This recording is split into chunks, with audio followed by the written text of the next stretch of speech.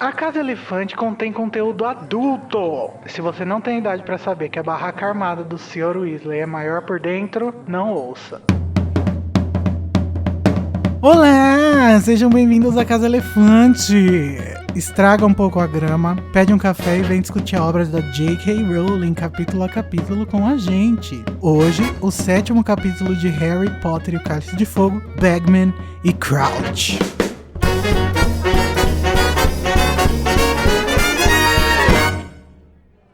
Os episódios sempre levam em consideração os acontecimentos de todas as obras do mundo bruxo já publicadas. Se você não sabe que dessa água a Hermione beberá, sim, não ouça. Eu sou o Igor Moreira, que me recuso a usar calças, porque eu gosto muito de uma brisa nas partes. E eu tô aqui com a Larissa Andrioli, que apostou meia cota da sua fazenda de enguias de que a final da Copa vai durar uma semana.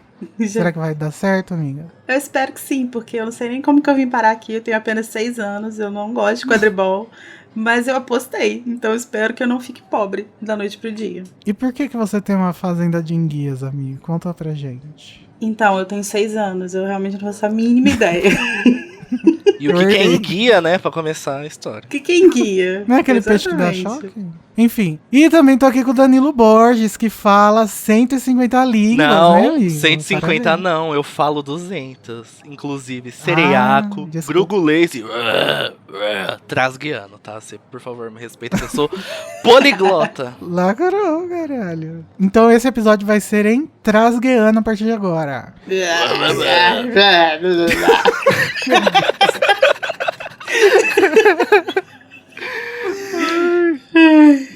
Gente, hoje a gente vai falar sobre trouxas esquecidos, um passeio no meio de barracas e novos personagens, muitos.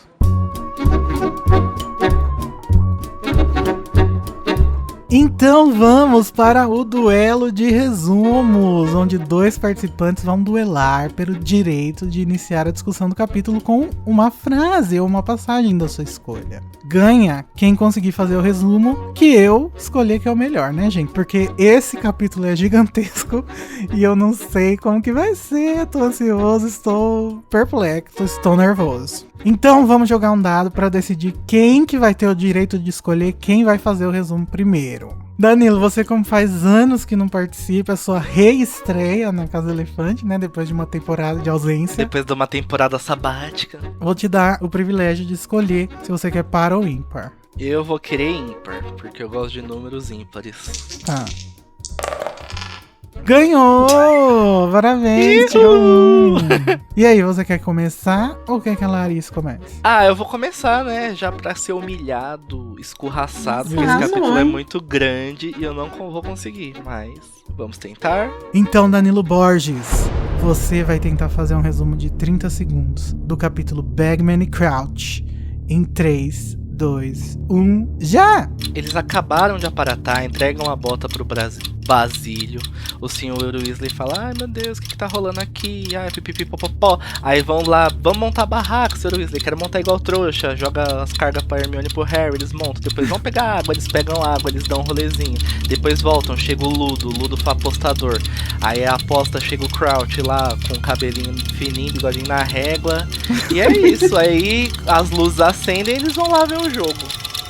E basicamente isso. Nossa, lacrou, acabou. Olha, não sabendo que ia conseguir, gente.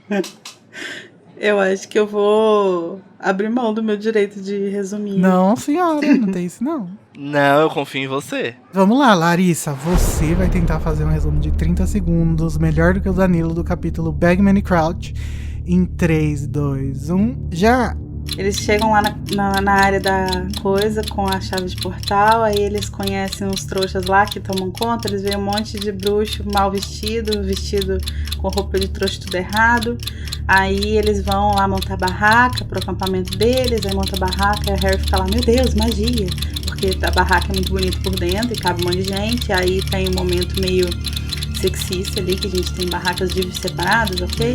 Aí depois você vai... Acabou! Você estragou! Aê, amiga, quis militar, perdeu o tempo. Então, Lari, eu fiquei meio decepcionado com você, tá? Nossa, eu também. Porque você... Não porque você foi mal no resumo, mas porque você fez referência ao filme. E pra mim essa cena é tão ruim. Que ele entra na cabana e fala, ai, eu amo a magia, não sei o quê. Que eu vou ter que dar essa vitória pro Danilo, mesmo ele já tendo a vitória, né? Mesmo sem isso. Mas eu vou dar uma vitória e essa nota de repúdio aqui a você. Então você vai vangloriar ele, com honras, né? Exaltar Danilo e pisar em mim, é isso? Isso. Sim. Tal qual numa grama. Se você curte o conteúdo do Animagos e quer nos ajudar a continuar produzindo, você pode nos apoiar através do PicPay. É só acessar picpay.me/animagos e escolher o seu plano. Com a sua ajuda, a gente vai poder continuar produzindo conteúdo acessível e de qualidade para você. O endereço é picpay.me/animagos. Harry, Ron e Hermione, o Sr. Weasley e os gêmeos chegam a uma área deserta onde são recebidos por 2 bruxos do Ministério. São direcionados ao acampamento onde são recepcionados por um trouxa, o Sr. Roberts, que está muito desconfiado. Eles chegam ao lugar onde devem montar suas barracas e Harry, Ron e Hermione saem em busca de água. No caminho encontram vários amigos e bruxos interessantes. Quando voltam, conhecem Ludo Bagman e Crouch. A noite chega e finalmente o jogo entre Irlanda e Bulgária está para começar. Padadadá. Danilo, você que ganhou o resumo, vai escolher começar por onde a nossa discussão? Conta um pouquinho para a gente. Então, esse capítulo é um capítulo bem legal, que eu amo muito, mas ele é muito regular, ele não tem nenhum ápice, na minha humilde opinião. É real? Então é difícil escolher uma coisa super impactante para começar a discussão. Mas, como eu sou brasileiro, quero começar falando sobre o amiguinho que o Gui tinha, ou amiguinha, o amigue que ele tinha, que se correspondia aqui com Castelo Bruxo, porque antes da gente saber da existência de Castelo Bruxo, a gente teve essa primeira referência a outra escola bruxa além de Hogwarts, eu acredito, né? Acho que não teve antes nenhuma referência. Não. Eu queria saber o que vocês acham disso. Quando vocês leram, vocês ficaram muito felizes, porque, meu Deus, uma escola no Brasil, qual que foi a sensação ao saber que tinha essa possibilidade de intercâmbio? Eu amei e eu queria deixar aqui registrado que Castelo Bruxo aparece antes de Bobaton e Durmstrang, tá, gente? Então, a gente é numa boa. Privilegiado, sim. Muito privilegiados. Eu lembro que eu também adorei. E eu fiquei muito curiosa, assim, pra saber, né, como é que era a escola de magia no Brasil. E agora que você sabe, está satisfeita, amiga? Não, né? Então, que assim, na verdade, esse rolê de escolas além de Hogwarts, né, em outros países e tal, me parecia uma coisa muito interessante quando eu tinha 13 anos, estava lendo esse livro, mas hoje não tem nenhum apelo pra mim, sabe? Então, tipo assim, eu não tenho nenhuma coisa, assim, igual as pessoas têm com Castelo Bruxo, que quer muita curiosidade de saber como é e tal. Assim, quando a gente ficar sabendo, acho que vai ser legal, mas eu não tenho grandes expectativas pra isso, assim, não. Eu tô satisfeita com Hogwarts. Fui colonizada direitinho. Foi colonizada pela Susan Sontag, né? Também. Eu sempre quis saber, mas eu acho que eu gosto dessa curiosidade, sabe? Não realmente da resposta da minha curiosidade. Acho que é isso. Tipo assim, essa coisa de você ficar imaginando, sabe? Uhum. Acho que isso é muito mais legal do que você, de fato, ter a informação de como foi, de como é e tal. Porque acho que a gente nunca vai ficar satisfeito com a resposta que vier sobre Castelo Bruxo, sabe? A gente sempre vai ter uma coisa pra reclamar, começando pelo nome. Então, tipo assim, acho que a gente sempre vai ter uma coisa pra reclamar. Então, eu acho que é muito mais legal as possibilidades de pensar sobre isso, as teorias, não sei o quê, do que, de fato, o que a gente recebeu até agora. Então, não sei, assim, talvez quando a gente receber mais informações mais concretas e tal, talvez eu até mude de opinião e me interesse muito mais e tal. Mas atualmente, eu tô de boas. Eu gosto bastante de Castelo Bruxo. Quando eu descobri que tinha essa escola no Brasil, eu fiquei bem animado, antes mesmo de saber Castelo Bruxo. Inclusive, já super me acostumei com o nome, pra mim agora é muito natural. Uma coisa que eu acho é que o jeito que Ilvermorny foi expandido é bem interessante, a história é muito legal. Então acho que realmente, quando contar a história em si, a gente pode se interessar mais. Mas o que eu acho mais legal disso é que, tipo, estamos na Copa Mundial de Quadribol. Então, é lógico que vão ter outros países, vão ter estrangeiros. Só que é uma ampliação de universo, tipo, ela tá ampliando o universo de uma forma, dando um saltão, sabe? Sim. Antes, o máximo que tinha ampliado era ali o Hogsmeade, sabe? Uhum. Tava ali ao redor de Hogwarts. Mas agora você sabe que em outro continente existe uma escola de bruxos e você sabe que é realmente uma coisa mundial. Já era de se esperar que é uma coisa mundial, mas agora O que tá eu acho... escrito, é realmente. Sim, o que eu acho massa disso é que a gente vai acompanhando a descoberta do Harry, né? Então, é lógico que sempre tem as pessoas que desde o primeiro capítulo pensavam nos bruxos em outros países. Mas a grande maioria, eu inclusive, não pensava nisso. Eu tava ali focada na história que a gente tava ouvindo, que é a história do Harry, né? E que se passa em Hogwarts. Então, é muito massa como que a nossa percepção do mundo mágico vai se expandindo junto com a expansão dele, assim. Então, ele nunca tinha pensado em nada até ele chegar e descobrir que tinha Hogsmeade.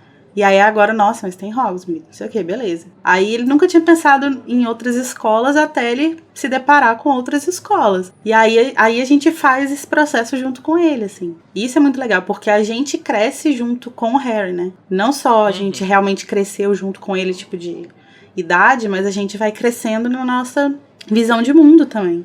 E isso é uma coisa que eu acho muito... É um movimento que eu acho muito incrível, a forma como é construído na narrativa, sabe? Em todos os livros, assim. O Harry, ele continua sendo, apesar dele estar inserido no mundo da magia já há 4 anos, ele continua sendo os nossos olhos naquele universo, né? Sim. Inclusive, a narração nos chama de burros, né? Quando chama o Harry de burro por não ter pensado nisso antes. Tipo, cara, você é burro, você não pensou que talvez tenha bruxos de outros países? Hello. E também eu tô lembrando aqui agora que em Prisioneiro, a Hermione foi viajar pra França e ela fala um pouco sobre a história da magia de lá, e o Rony foi pro Egito. Então, por mais que ele tenha tido esses indícios, ele precisou ver todos aqueles estrangeiros pra ele cair a ficha. Gente, tem mais gente mesmo. Sim. Sim. Então, gente, eu li o capítulo em inglês, né? E logo depois eu fui ler em português. E eu achei muito estranho que a Lia tenha escolhido traduzir o amigo correspondente do Gui para amiga. No original não tem gênero no texto, porque no inglês não há necessidade, né, às vezes, em certas construções. Não tem nenhum pronome, nem nada assim que indica, sabe? Então, realmente foi uma escolha da Lia. Eu acho que o pensamento dela foi de tipo que era um correspondente amoroso, sabe? Uhum. Então por isso teria que ser menina, porque o Gui é menino, né? Mas aí entra quem? O Gibi. O Bibiu. O Bibiu. Biu. Exatamente. Então, eu lembro disso, que quando eu lia, eu tinha até a impressão na minha memória que era uma namoradinha dele, não um amigo. Mas aí também já é coisa da nossa cabeça, imaginar que só porque ele tá se correspondendo com uma mulher, ele tá namorando com ela. Porque o Harry, ele se corresponde com a Hermione durante os livros, então... Sim. Acho que foi só uma escolha, assim. Eu acho que, tipo assim, eu acho que o tom do texto meio que dá a entender que é uma correspondência entre pessoas, tipo, interessadas uma na outra, assim. Porque tem essa coisa de, ele ia lá visitar, aí ele não pôde ir, aí a pessoa ficou puta, mandou um feitiço, não sei o quê. Meio que tem um pano de fundo de ciúminho, de, sabe? De coisa bem de adolescente, assim, que fica... É verdade, né? Porque se fosse só um coleguinha, não faz sentido ele ficar revoltado porque o Gui não foi, né? Não, gente, mas que amizade tóxica é essa? Amizade, relacionamento, seja o que for, que a pessoa manda um chapéu demais. pra murchar suas orelhas. Exatamente. Brasileiro, né, amigo? Brasil, Rue BR, né? Tinha que ser. Exatamente. Só que aí, eu acho que justamente por causa desse tomzinho que tá no texto original mesmo, quando a Lia coloca... Acho que foi por isso que a Lia resolveu colocar como mulher. Tipo, numa tradução bem heteronormativa, obviamente, né? Mas acho que foi ela pegou esse subtexto aí, e como em português não daria pra ela... Bom, não sei, a gente pode até tentar fazer uma tradução que não indique gênero em momento nenhum, mas eu acho que não dá nesse texto aí, nesse parágrafo. Então, ela fez essa opção, assim. A gente sabe que o Gui se casa com a Fleur, né? Então, bi, pelo menos, ele teria que ser se essa pessoa fosse um menininho. Mas é mais provável que ele seja hétero, né? Vamos combinar? E aí eu acho que só se não foi cabe na sua Arrelia. casa, porque nos livros que estão na minha estante, ele Eu não sei que edição é essa que você leu aí. Talvez seja assim a primeira edição da Rocco. Mas na minha. Amiga, eu não tenho nada contra o Gui Eu Bi, sei, tô o brincando. Bibiu. Mas a regra no mundo é que se não falou é hétero, né? Ah, Não mas que eu vamos lá. concorde. Por isso, gente, Não me que é cancele. bom. Mas é só um amigo também, né? Por Nada isso que é demais. bom o quê? Fanfic. Porque aí você pega tudo isso e vai viver. Porque na como fanfic se é o fosse contrário, real. né? Se não falou, é gay. Exatamente. Exatamente. Se não falou, é LGBT. E se falou, era heterossexualidade compulsória. A gente pode consertar isso aí. Eu tava pensando aqui que os gêmeos talvez mandassem um chapéu pra trollar pessoas também, se eles se correspondessem. Ah, ele mandou a tampa de vaso pra Gina, não foi? No primeiro ano. Eu amo essa cena. É, então isso daí é uma coisinha do cotidiano. Eu pensei, será que isso é um Arrelia? E eu acho que, na verdade, depois dessa nossa conversa, é um Exalta Lia. Porque ela deu uma lida no contexto todo dessa frase pra fazer essa escolha. Coisa Sim. que, às vezes, ela não faz, né? Ela não Aqui leu ela o contexto da frase. Então, acho que é um Exalta Lia. Parabéns, Lia. Parabéns, Lia. Inclusive, a gente foi olhar aqui na tradução alemã também é uma pessoa do sexo do gênero feminino. Então, gente, mas isso tudo acontece na hora que o trio vai buscar água, né? Porque não tinha água lá no pote de chá do Sr. Weasley. Nesse passeio, eles se deparam com várias curiosidades do mundo bruxo. Inclusive, essa é a parte mais interessante do capítulo, né? Porque ela aumenta muito, muito, muito o mundo e o world building, né? Que a gente já falou aqui. Acho que é até legal colocar no glossário, né? Do mundo bruxo. Um dos outros pontos, é uma das primeiras coisas que eles veem, é um grupo de senhoras de meia idade com uma faixa escrito Instituto das Bruxas de Salem. Inclusive, muitas pessoas acharam que isso era o nome da escola americana, né? Mas foram perguntar pra Rowling quando ela tava revelando a escola lá em Ilvermorny.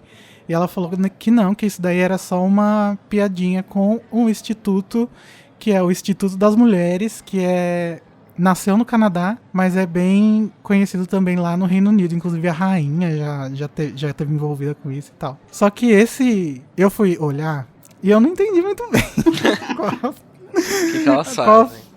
Porque assim, elas bateram recorde da maior quantidade de pessoas tricotando ao mesmo tempo. Ao mesmo tempo que nos anos 80 elas fizeram protestos para estudos mais profundos sobre o HIV e AIDS. Então, Gente, assim, é a contradição do ser humano, né? Morde a sopra. eu não sei, mas eu tenho a impressão que esse Women's Institute é meio uma chacota, assim, sabe? Até porque a rainha tá lá e tal. E pelo jeito que a Rowling descreve, né, elas, que ela fala que são bruxas americanas de meia idade fofocando alegremente. Parece que não é uma coisa assim, olha que bacana. Tipo, é meio que uma chacotinha, uma piadoquinha. Mas se você for desse instituto, gente, nós não temos nada contra você. Faça um tricô pra Casa Elefante que tá tudo certo. Né? A gente faz um sorteio. Gente, se vocês conhecerem mais esse instituto, desculpa, a minha pesquisa não foi muito profunda. Então, manda feedback pra gente lá no Telegram e tal. Se a gente estiver sendo muito injusto. Mas outra coisa que aparece nesse capítulo, nessa excursãozinha deles, né, até ir buscar água e tal, e que acho muito interessante também, é o caos absoluto imposto ao mundo pelas crianças bruxas, né?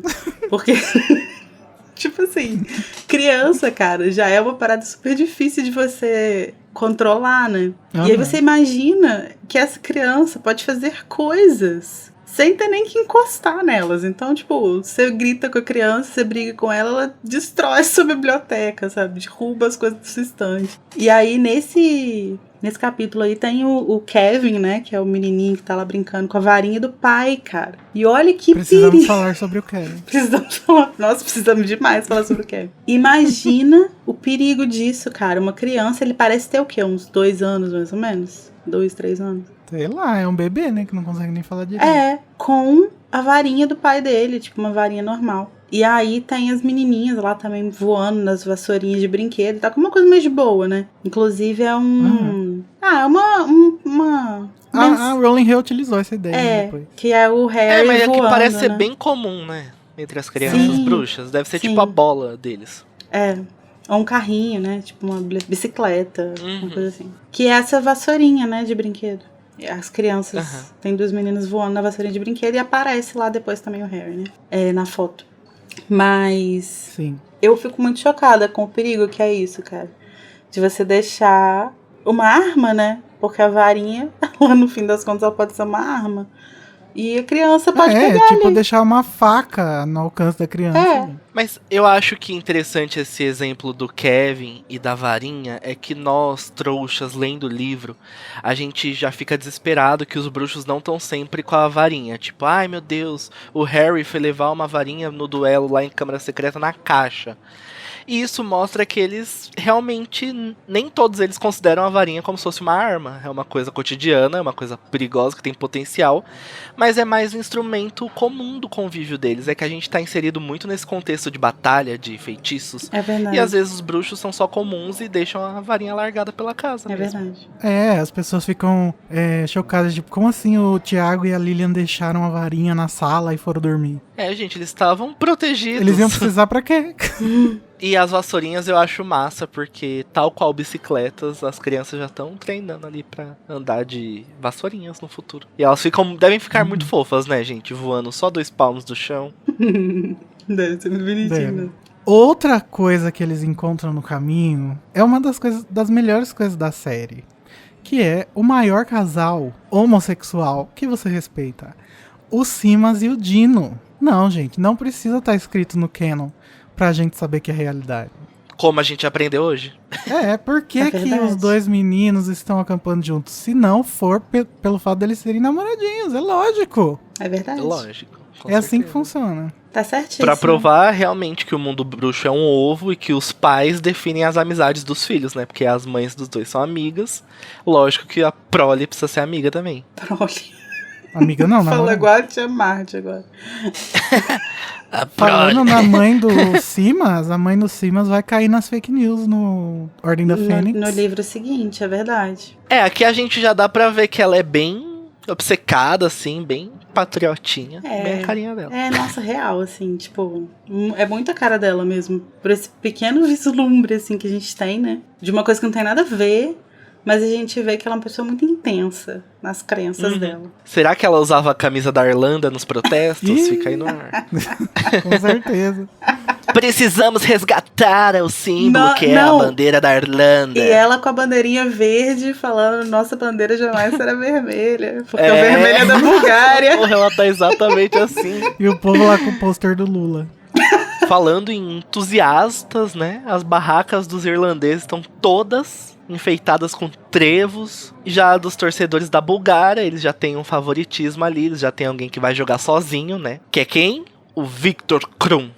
A Hermione olha pra ele, dá aquela olhadinha e fala: nossa, mas que carinha rabugento. Hermione. Vemos aí aquela situação que a gente já conhece do nunca diga dessa água não bebereis, né? Pois beberás, afogarás e pedirás mais. Se bem que a gente tava até refletindo, né? Vai que a Hermione não tem um crush em caras que são rabugentos. Vai que esse não é o perfilzinho Eu dela. acho que é, né?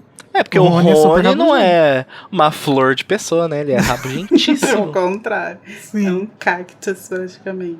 Mas, ô Larissa, você que fez letras, você saberia dizer pra gente qual a origem do nome do Krum? Não, porque eu fiz letras português e não letras búlgaras. Letras portuguesas. Então, Krum provavelmente vem do monarca da Bulgária, o nome, né? É chamado Krum o Horrível, o que parece que dá uma batida com os livros. E ele é... Desculpa, gente, eu acho o Krum muito feio. Eu acho que o do Krum não é por causa da beleza dele. Eu acho que é porque ele era horrível de, tipo, uma pessoa que Má, faz coisas horríveis. entendi. Não má, porque ele é bem benévolo, mas horrivelmente cristão, sabe? Esse cara, né, esse senhor aí, ele é lembrado na história da Bulgária por ter instituído o primeiro código legal escrito do país, que garantia vários subsídios aos mendigos, a proteção estatal, todos os búlgaros das classes mais pobres e tal. Nossa, gente, ele era bom. Arrasou. Né? Não era horrível. É o Tá Lula. tocando o hino da União Soviética. ou é impressão minha? Tá, aqui tá.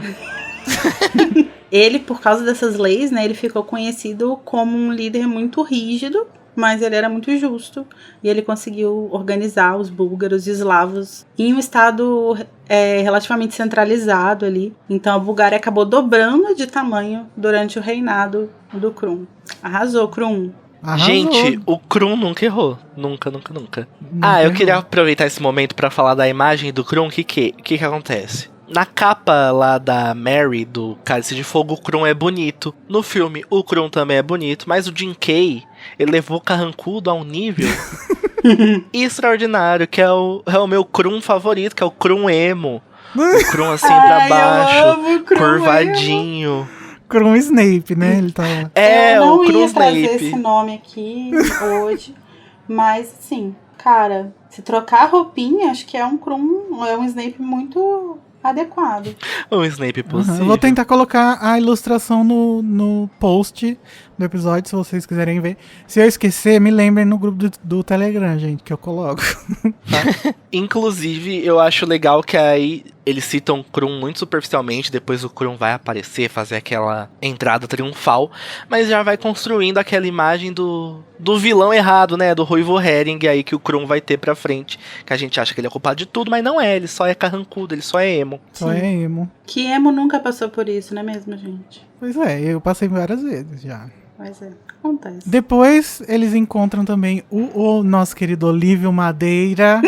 Amo o Olívio Madeirinha. Olívio Wood, que já se formou em Hogwarts e agora ele está no time reserva do Puddlemere United. Que o Dumbledore revela, eu acho que no conto do Beedle, né? Que é o time de coração Não, dele. é no quadribol através dos séculos. Provando que ele não é o Rony. Mais uma vez, né? Cientificamente, porque o Rony gosta do Chudley Cans e não desse daí. Mas enfim, né? A gente pode dizer que ele tava disfarçando. Pode ser só um disfarce do Dumbledore. Porque ele já sabia que algumas pessoas desconfiariam dessa volta no tempo. Aí ele não queria deixar então ele tão pegou explícito. as coisas mais óbvias do Rony e trocou, né? Exato. Tipo, sair do Chudley Cans e tal. Sim. Gente, É tem uma verdade. curiosidade que pode parecer inútil, mas eu acho muito legal. É que a Celestina Warbeck, que é a cantora favorita da senhora Weasley, já cantou o hino do time do Puddlemere pra arrecadar fundos pro Santo Mungus. Então, o Mundo Bruxo também é caridade. O Mundo Bruxo também tem o Super Bowl deles. Gente, Celestina, filantropa. Lacrou. Filantropa, caramba, nunca errou. Mas, gente, a segunda vez consecutiva que mencionamos a Celestina, que no episódio passado falamos sobre os caras que foram levados lá pela chave de portal pro show da Celestina, sem querer. Eu amo a Celestina, Sempre presente. gente. E aí eu queria falar uma coisa. Ô, Warner, vocês têm isso aí nas suas mãos, a Celestina. O que vocês estão esperando pra lançar o CD da Celestina? Pelo É amor verdade, de Deus, fica a Warner. pergunta. Como é que é a música Cadê? que a senhora Weasley fica cantando? Um caldeirão cheio de amor, não é? Aí, Uma coisa assim. uma coisa desse Gente, tipo. eu amo a Celestina. Eu queria muito ver alguma coisa dela. Então, mas essas músicas existem, elas tocam lá no parque. Eu não sei por que não lançam isso. Eu acho que o meu fun fact de música bruxa favorito, tirando, obviamente, as coisas de Wizard Rock e a banda que eu descobri que chama Snape, que tem um disco chamado Always, é... Nossa, mas que inusitado uma banda chamada Snape com um disco chamado e Always. que conta a história dele. Mas tirando isso, eu acho que é o fato de que no filme, desculpa aí, se você quiser cortar, fica à vontade, as músicas foram criadas e aparece no filme tocando ninguém mais, ninguém menos do que o guitarrista do Radiohead, Johnny Greenwood. E as músicas são Ou Ed ótimas. Greenwood. São ótimas. Muito boa. Can Eu you amo. dance like a hypocrite? Na, na, na, na, na, na, na, na. Amo. Eu também. Ai, gente, essa parte no filme é muito boa. Eu amo esse A filme. música, gente. Top a demais. música baladinha também é boa. Eu gosto muito da trilha sonora do quarto filme. Eu gosto muito do quarto filme. No episódio passado quiseram me cagar na minha cabeça porque eu gosto do quarto filme, mas eu gosto, gente. E hoje você tem o quê? fazer Uma o quê? aliada. Eu amo esse filme. Ah, também. 2 aliados, então, então porque eu é também isso, gosto do arrasou. quarto. Supremacia, Na verdade, eu amo. Cálice de Fogo.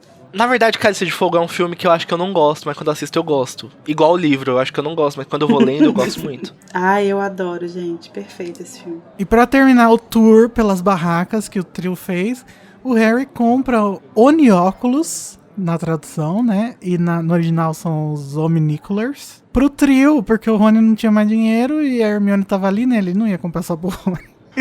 Então, ele compra os Onióculos que podem mostrar as jogadas em replay, em câmera lenta, um resumão. É ótimo isso aí, gente. Eu achei acho que incrível. Eu amo todas as quinquilharias do mundo bruxo. Eu ia gastar uma fortuna, porque essas palhaçadas devem estar super inflacionadas durante a Copa Mundial de Quadribol. Igual quando você vai no circo que vem aquele palhaço vendendo aquele palhacinho que sai. Então, deve ser do mesmo naipe. É igual a máscara cirúrgica que custa 10 centavos quando não tá na pandemia. É, exato. Né? Mas no capitalismo é assim, né, gente? Tem gente que chora e gente que vende lenço.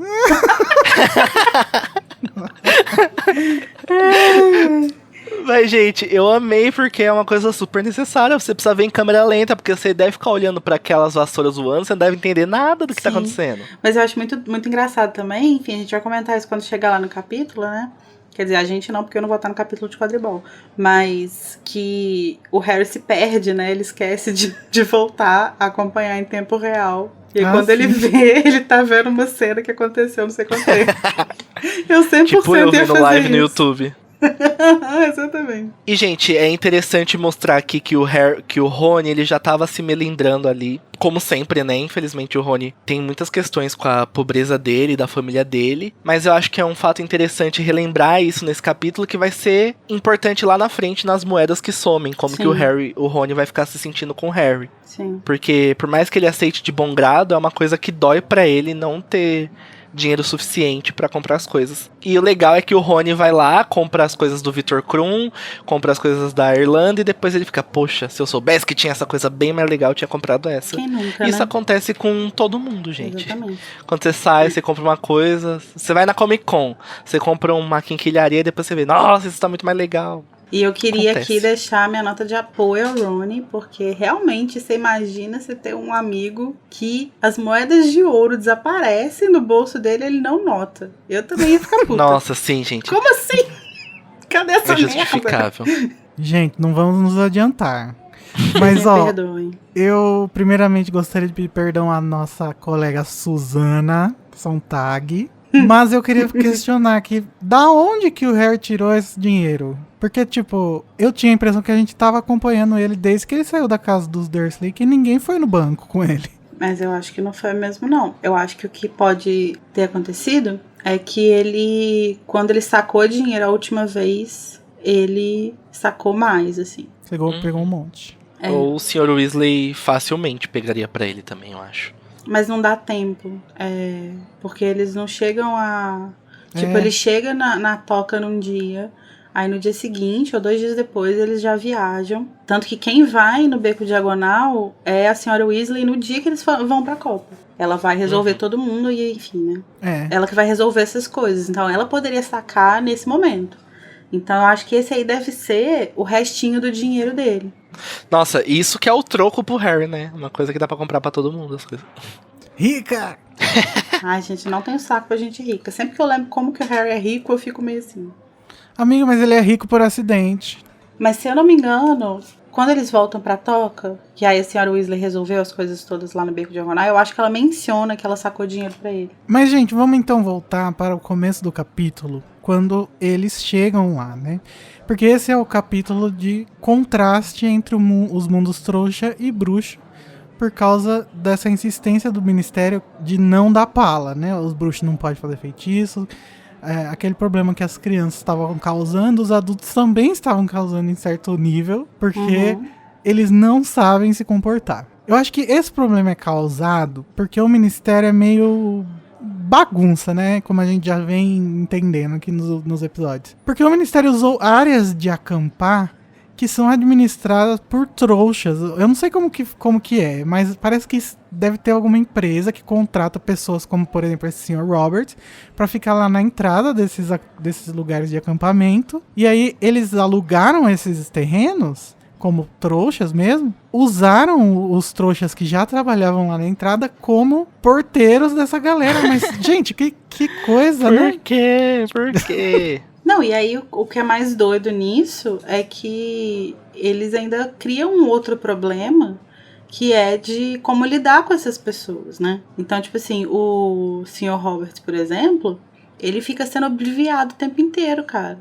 Porque, tipo assim, é óbvio que ele percebe que tá acontecendo uma coisa estranha. Porque tem um monte de gente estranha chegando pra acampar no momento em que ele até menciona lá que, tipo, nessa época é muito raro as pessoas aparecerem. E de repente tem uma porrada de gente, uma porrada de estrangeiro. E mesmo as pessoas que não são de fora do país estão vestidas de um jeito esquisito, estão se comportando de um jeito esquisito. Então é óbvio que ele vai sacar. Não sabe usar dinheiro. Não sabe usar dinheiro. Então é óbvio que ele vai sacar que tem alguma coisa errada, né? Alguma coisa fora do normal ali. E assim, o Ministério, ele faz o procedimento padrão, que é ficar obliviando, mas deve ter algum efeito colateral, porque não é possível a pessoa tomar 15 obliviates num dia e a cabeça dela ficar numa boa.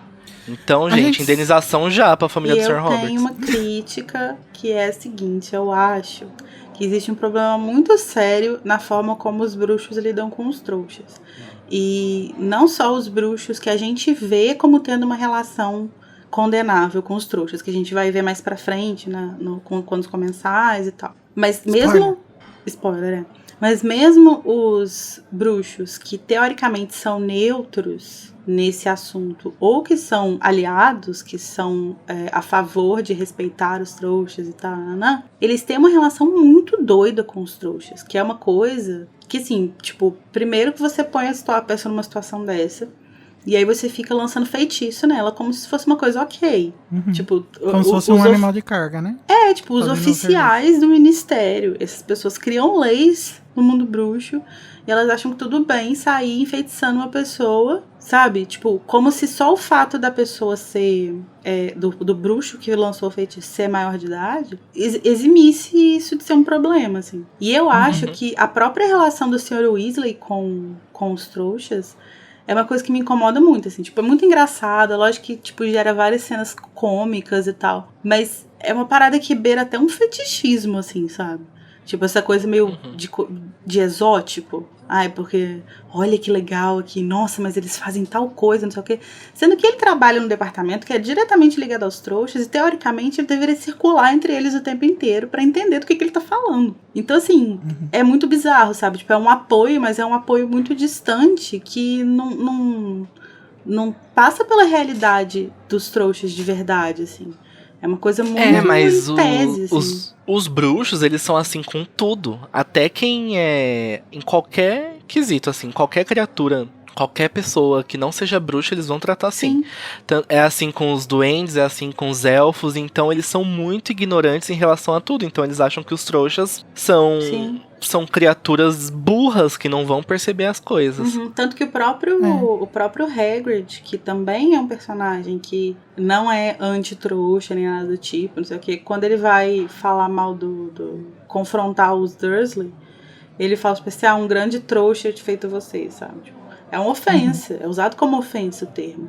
Eu acho que é uma questão bem estrutural. Sim, total. E eu acho que pra mim faz muito sentido dentro da narrativa da série, que a gente vai saber mais pra frente e até por fora do canon dos livros. Eu acho que faz muito sentido que depois de tanto tempo das duas sociedades ou das duas culturas estarem separadas, ter se criado esse sentimento anti-trouxa, né? Porque principalmente o que foi o gatilho pra esse sentimento anti-trouxa foram as ideologias sangue puristas do Sonserina, né, basicamente. Ou das pessoas pseudo-filósofas do mundo bruxo que viam eles como sendo superiores aos trouxas e tal. E tinha a parte dos trouxas também que atacavam os bruxos. Não tô querendo justificar, não vou fazer o Salazar pôr um basilisco aqui pros alunos trouxas.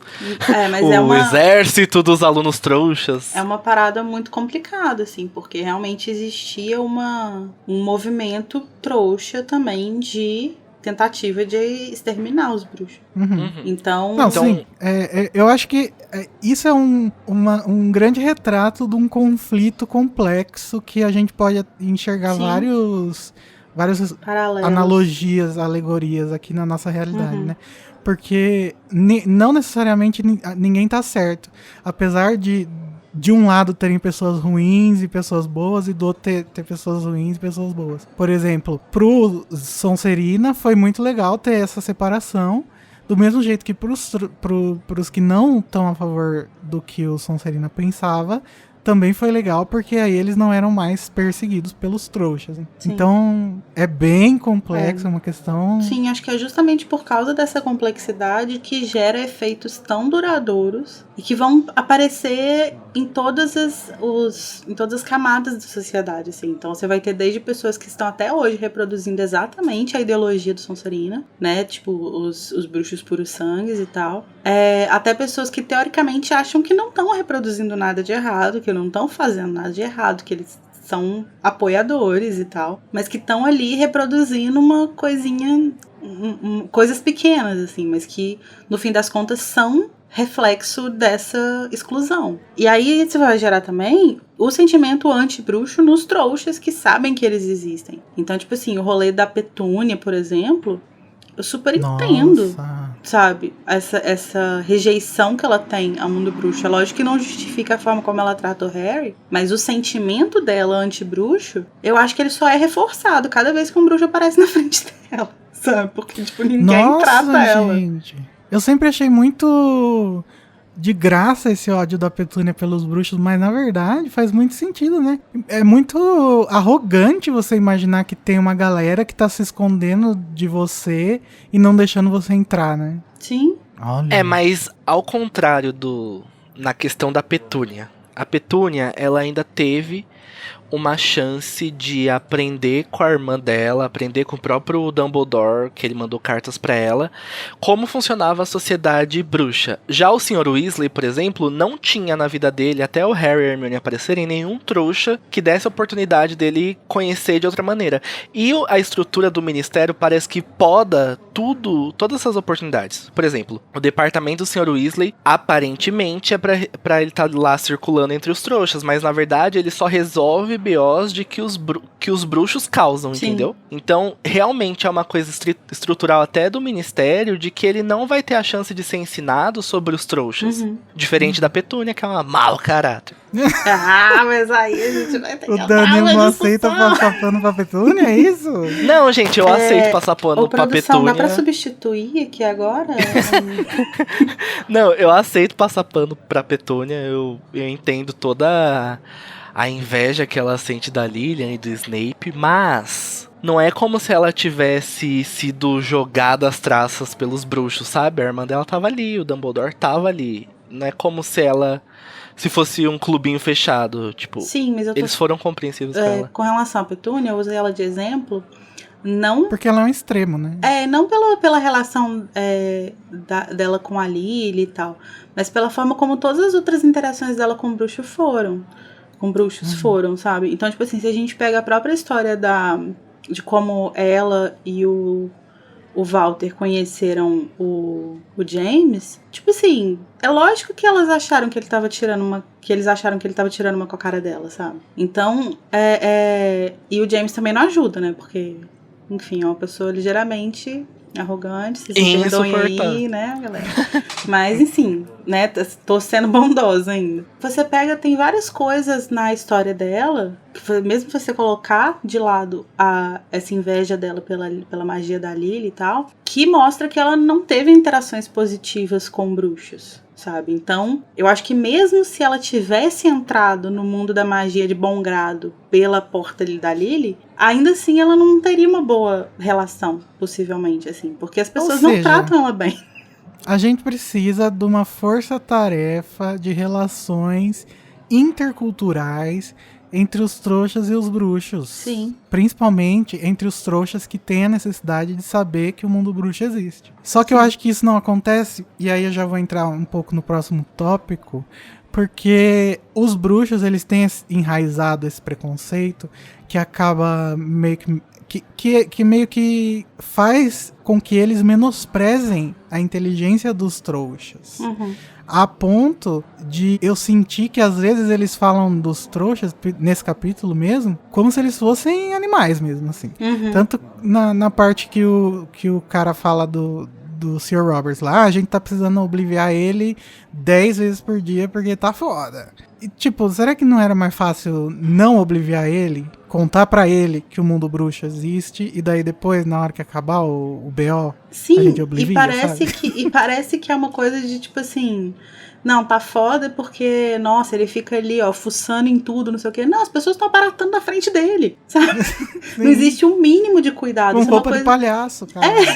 E não existe o mínimo de, tipo assim, gente, vamos organizar aqui, já que quem cuida do acampamento é um trouxa, vamos organizar aqui uma área um pouco longe de onde vocês vão encontrar com ele, vocês aparatam pra essa área, e aí de lá vocês vão andando a pé 5 minutinhos até encontrar com ele. Mas não, vocês aparatam onde vocês quiserem, aparata na cabeça dele, e aí depois a gente resolve, porque a gente tem uma varinha, foda-se. Mas eu tenho a impressão de que quem apara na cabeça dele é só esses superiores aí do ministério. É, eu porque também. é delimitado a distância pra todos os bruxos. Tanto é que ele fala, daqui a um tempo vão aparatar ali na floresta, então tem que guiar eles. E uma coisa que eu queria voltar um pouquinho no tópico é de quando o Harry vê que o Sr. Robert ele teve a memória apagada, porque o Harry nunca tinha aprendido o Obliviate, eu acho. Não acho que não tinha sido ensinado pra ele. Ensinado Então, não, mas não. ele sabia por causa Aprender na prática, né? do Lockhart, né? Na vida. A vida ensina. É, porque fala lá que os olhos dele saíram de foco, as sobrancelhas desfranziram e ele ficou com um olhar vago. E é interessante ver que existe uma mecânica no mundo bruxo com os mesmos sintomas, mesmo que sejam causados de formas diferentes. Porque o Harry, acho que ele só lembrava do... Se bem que o Lockhart tentou obliviar o Rony, né? Eu não sei se ele fala Sim. exatamente Obliviate. Então ele lembra de lá. Então eu só queria fazer isso pra falar da boa memória do Harry, de como os sintomas são parecidos pra coisas iguais. Mesmo que não sejam causados por um feitiço. Já que a gente tá falando do Obliviate, então vamos falar sobre a origem do nome, né, desse feitiço, desse encantamento. O Obliviate, em inglês ele é pronunciado como Obliviate, ele vem da palavra em latim Oblivice, que significa esquecer. O feitiço é um feitiço de alteração de memória, mas não fica claro no canon se existem outros feitiços de alteração de memória, ou se esse encantamento pode ser usado de várias formas diferentes. Uma pista para a existência de outros feitiços que alteram a memória, mas que não são considerados como nessa categoria de feitiço de alteração de memória, é o fato de que Hermione alterou a memória dos pais dela, mas depois desse fato ela ainda diz que nunca tinha feito um feitiço de alteração de memória quando ela altera a memória do Comensal da Morte, lá no 7º livro. Então, eu na minha cabeça penso que talvez exista uma forma de você usar o Obliviate pra alterar e outra pra apagar. E eu acho que nesse caso aí do Roberto, eles tinham alterado a mente dele, não necessariamente com o Obliviate antes, mas poderia até ser, né, se fosse considerar essa minha coisa que eu falei agora. E agora eles estão só apagando desde aquele princípio, sabe? Tipo um checkpoint de memória. Vamos apagar pra ele só lembrar do que a gente alterou. Deve ter uma diferença entre alterar a memória e apagar a memória também, né? Sim. Inclusive tem gente que acha que a Hermione ela usa um confundos nos pais dela, mas não fica claro, né? Não fala o feitiço, gente. E não acreditem no filme, não é o Obliviate que ela usa. Muito drama. David Yates, apesar parabéns, da cena ser bonita. Ficou bonita a cena, mas não. Mas, gente, eu tenho uma dúvida. A Hermione, ela volta pra alterar a memória dos pais delas depois? Porque na minha cabeça, ela nunca altera... Os pais dela continuam acreditando que ela nunca existiu. Então, no livro não resolve essa questão, mas a Rowling já falou depois em entrevista que sim, que ela voltou. Foi atrás dos pais. Beleza. Gente, mas ainda falando um pouco sobre essa separação dos mundos trouxa e bruxo, eu acho que tá bem fundamentado aqui, então, por que existe tanta diferença entre a moda bruxa e a trouxa, né? Porque eles se apartaram há muito tempo, e aí agora é difícil, né, voltar, assim. Eu acho que isso é um dos assuntos centrais desse capítulo, é a moda bruxa, né? Como que ela é tão diferente. Sim, e inclusive eu tenho a impressão que o mundo trouxa, ele meio que evolui um pouco nessa questão da moda e da praticidade das coisas, e o mundo bruxo fica meio pra trás. Será? Porque eu li um ensaio do Oscar Wilde, ou seja, foi escrito lá em 1800 e alguma coisa, que ele falava que não fazia sentido a calça, porque a calça ela precisava de elástico ou cinto pra ficar presa, né?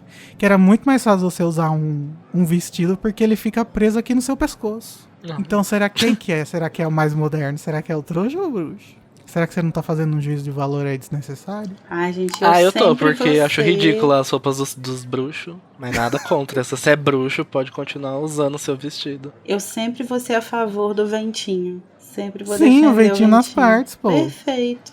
Não, sim, o ventinho nas partes deve ser realmente bom. Agora que essas capas, esses vestidos... Já diria a Edna Moldes, nada de capa.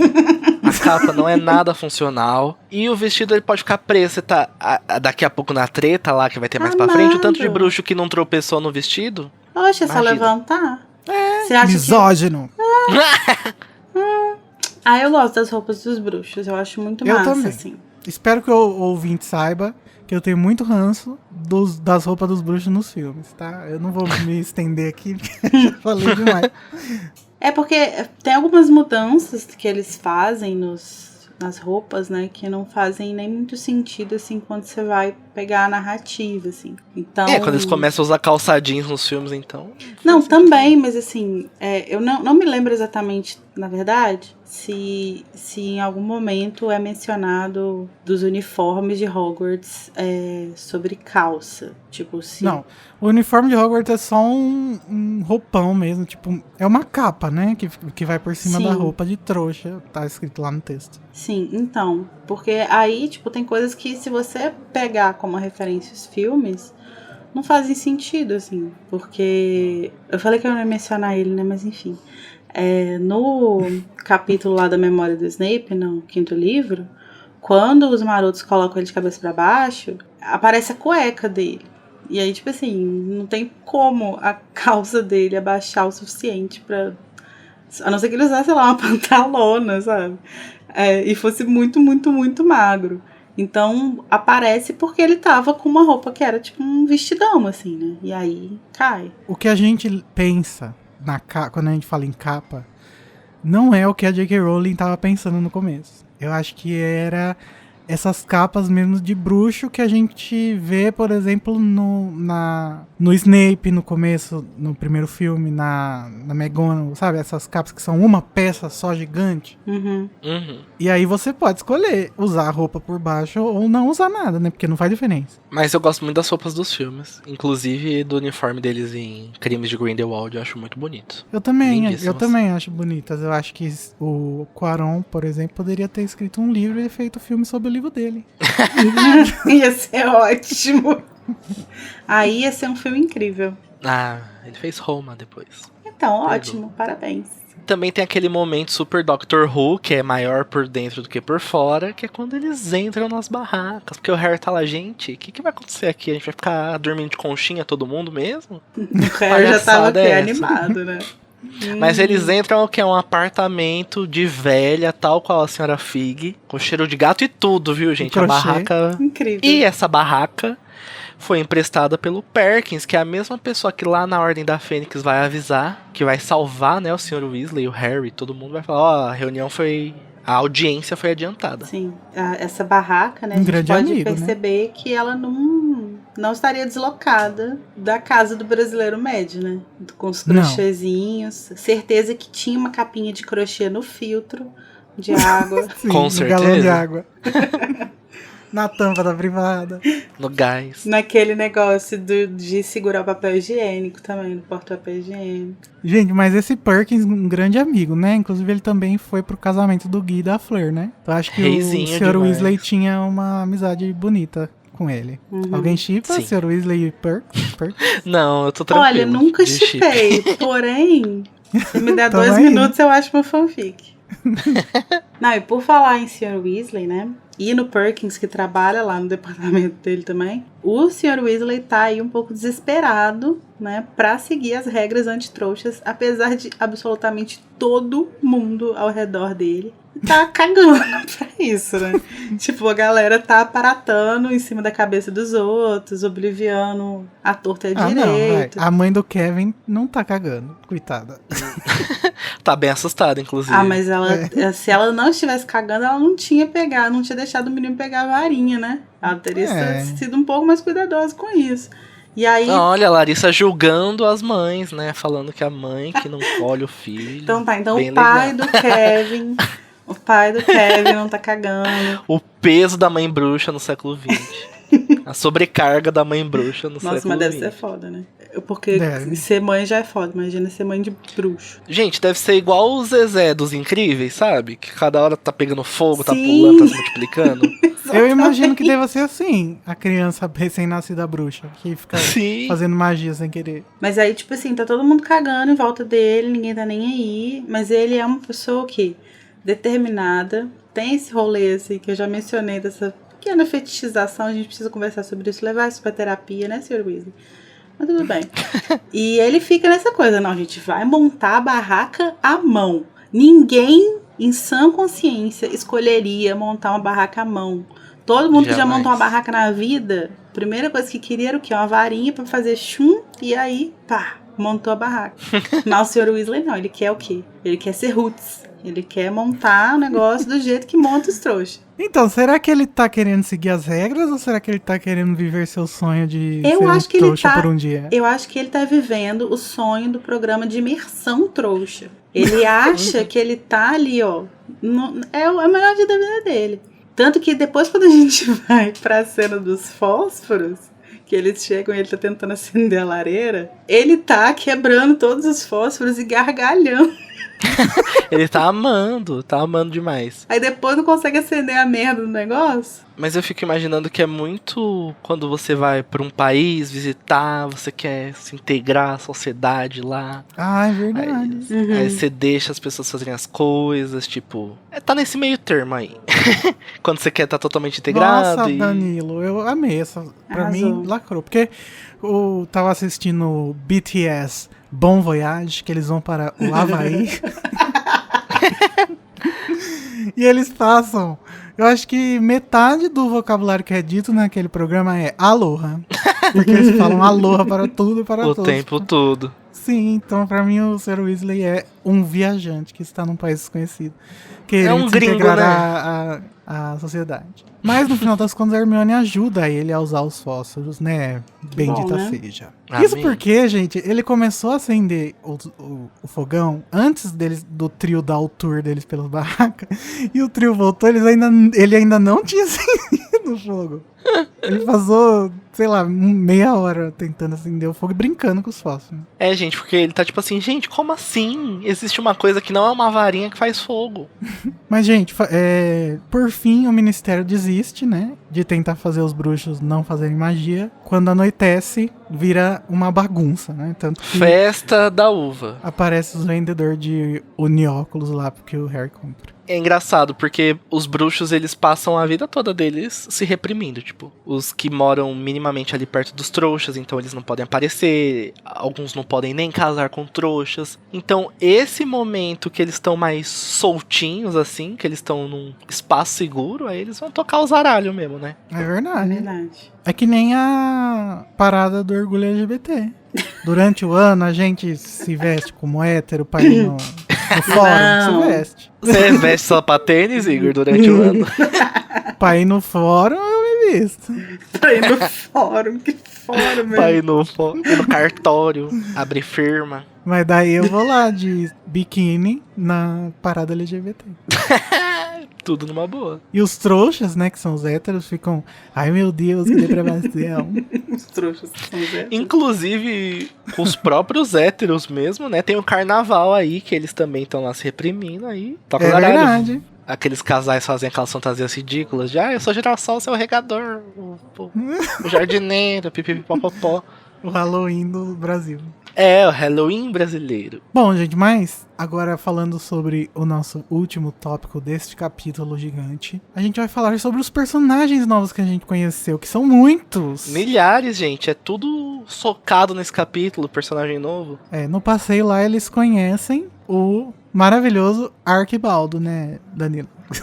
Como o Igor já deixou claro que é um grande fã de deixar as partes bem ventiladas, o Igor vai abrir a página Mundinho Arquibaldo BR, vocês entram. Porque ele é super contra usar calça ao invés daquele camisolão, daquele vestidão florido. Tá certíssimo. Tem que ir contra as normas de gênero mesmo, caralho. Mas assim, será que é contra as normas de gênero mesmo ou só é contra as normas de gênero trouxa? Porque as normas de gênero amigo, bruxa... tô só militando aqui pra dar um up. Não, eu sei, mas porque o Arquibaldo ele vai usar uma peça que é comum, né? Tipo... Sim, mas é porque ele tá usando uma camisola que você não usa, né, no dia a dia. Sim, é uma camisola Toda florida.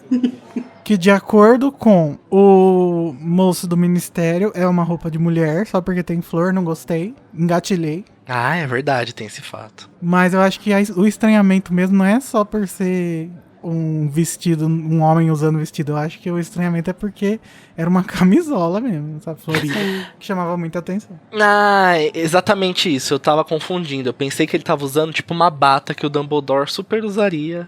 Não. Ou o gominho aqui no mundo externo. Mas... Carol com K. Ou a Carol com K. Mas ele tava usando uma roupa de, entre aspas, gente, mulher trouxa. Não tô querendo definir o que as mulheres trouxas Mulher usam. É o cara do trouxa ministério. Não, mulher trouxa. que tá querendo. Mulher trouxa indo dormir. Eu acho que o pior é isso, assim. É porque deve ser um tecido, gente, que deve ter uma transparência também. Ninguém quer ver o Arquibaldo com O nada. Arquibaldinho. Ninguém tá afim de ver o Arquibaldinho. Então, é minimamente compreensível. Ai, que horror. Gente, mas o Arquibaldo, ele não é esquecido no churrasco. Ele, inclusive, tem um sobrenome, que é Ameslow. E ele foi mencionado no textinho do Pottermore de roupas que a J.K. Rowling escreveu. E que o nosso correspondente amazonense Junior Code vai trazer pra gente. O Code, que é o galerito da Casa Elefante. Conta um pouquinho pra gente. Brincadeira, Code. Fala pessoal, aqui é o Junior Code e eu vim trazer pra vocês hoje dicas de moda. Isso mesmo, vou falar sobre o vestuário do mundo bruxo. Então pessoal, quando os bruxos estão entre os trouxas, né, no mundo trouxa, eles usam roxo ou verde como uma forma de identificar uns aos outros, né? Essas cores assim chamativas. Só que isso é opcional, quase que um código ou regra não formal, que eles seguem meio para se identificar. Mas existem sim algumas regras fixas, né, do Estatuto do Sigilo que eles são obrigados a seguir. Quando eles estiverem misturados com os trouxas, eles vão ter que adotar um padrão de vestido totalmente trouxa. Essa é a regra principal, né, que tem que se conformar o máximo possível à moda do dia. Então os bruxos têm que fazer aqui uma pesquisazinha, vamos dizer assim. As roupas têm que ser adequadas ao clima, à região e à ocasião.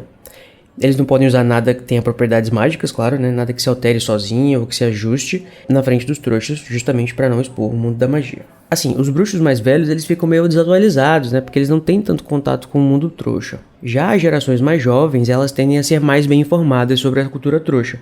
Porque quando eles são crianças, né? Quando estão na escola, eles se misturam mais entre os trouxas. Aí ele vê o amiguinho, né? Que tá usando no fim de semana as roupas mais trouxas. Ou então a roupa trouxa que fica embaixo da capa das vestes mesmo, né? Porque Hogwarts, nos livros, não tem uniforme. Ou então, de repente, encontrando com os familiares desse amiguinho dele trouxa lá no Beco Diagonal, ou até em visitas e coisas do tipo. Só que aí, quando os bruxos, conforme eles vão ficando mais velhos, né? Eles vão ficando cada vez mais dissociados do mundo trouxa. E eles perdem contato com a forma em que a moda do mundo trouxa muda tão rápido assim, né? O nosso mundo é muito dinâmico com a moda. Então o bruxo que comprou lá as suas calças de lumpo psicodélico quando era jovem, ele tem ela guardada como uma calça trouxa. E aí eles ficam indignados, né? De acordo com o texto sobre isso lá do Wizarding World. E eles ficam indignados por serem arrastados para frente do Enzengamote 50 anos depois, por terem furado o estatuto indo com essas calças no funeral trouxa. Cara, não entende que foi que eu errei. Eu estava usando uma roupa trouxa. O mundo bruxo é horrível, né? Ele obriga todos os bruxos a serem no sigilo. Ninguém pode se rasgar, usar uma calça mais colorida abaixo do mundo bruxo. Mas não é todo dia, né, que o Ministério da Magia é tão rigoroso, né? Uma anistia de um dia foi anunciada no dia que surgiram notícias do desaparecimento do Lord Voldemort após a sobrevivência do bebê Harry. Tal foi a emoção que bruxas e bruxos tomaram as ruas com as roupas tradicionais, né, que tinham esquecido ou adotado como uma marca de celebração. O que também não deve ser um problema, né, porque aconteceu ali no Halloween, que deve ser justamente o dia que os bruxos podem ser quem eles são mais à vontade, né. Eles podem mostrar suas verdadeiras cores. Tá todo mundo, né, nesse clima de fantasia, de estranheza mesmo. Enfim, Só que não é todo mundo que aceita, né, ficar no sigilo o tempo todo. Alguns membros da comunidade mágica fazem de tudo para quebrar essa cláusula de vestuário que tem no Estatuto do Sigilo. Né? Um movimento bizarro que se autodenomina Fresh Air Refreshes Totally, que a sigla vira FART, né, que é peido, mas eu vou traduzir aqui livremente como um ventinho fresco refresca bem, né, que é o Fresh Air Refreshes Totally. Que esse movimento insiste que as calças trouxas detêm o fluxo mágico da fonte, né, que seria de onde vinha o poder dos bruxos lá da... E eles insistem em usar as vestes em público, né, os seus roupões, apesar de repetidas multas. Até agora, esse pessoal que continua utilizando ainda essas suas vestes bruxas entre os trouxas, né, aparentemente são tomados como membros de alguma seita pelos trouxas. Não é tão comum, mas vai ter também aqueles bruxos que deliberadamente adotam confecções trouxas bizarras, como uma creolina, que pra quem não sabe é aquela grade que fica embaixo das anáguas para dar volume no vestido, quase um negócio arquitetônico assim, usada com um sombreiro e botas de futebol. Imagina esse look, essa composição. Que os trouxas devem pensar, sei lá, que são estudantes fazendo alguma prenda ou algum trote, alguma coisa assim. Ou a moda, né, dos anos 2010, que veio com tudo nessas coisas bizarras. Em geral, as roupas de bruxo não têm muita variação e a moda não muda com o passar do tempo. Elas vão ter umas pequenas alterações só de uma época para outra. Mas basicamente as roupas de bruxo são o quê? Aquelas vestes simples, geralmente de uma cor só, usadas com ou sem o chapéu tradicional pontiagudo.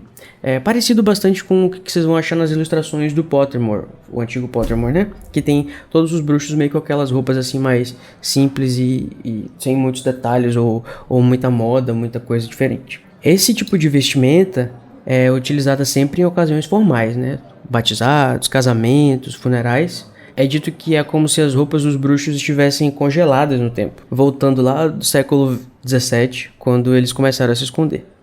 E essa adesão nostálgica, né, a essa forma antiga, antiquada de se vestir, pode ser vista como um apego aos velhos costumes de velhos tempos, né, uma questão de orgulho cultural, um tradicionalismo dos bruxos.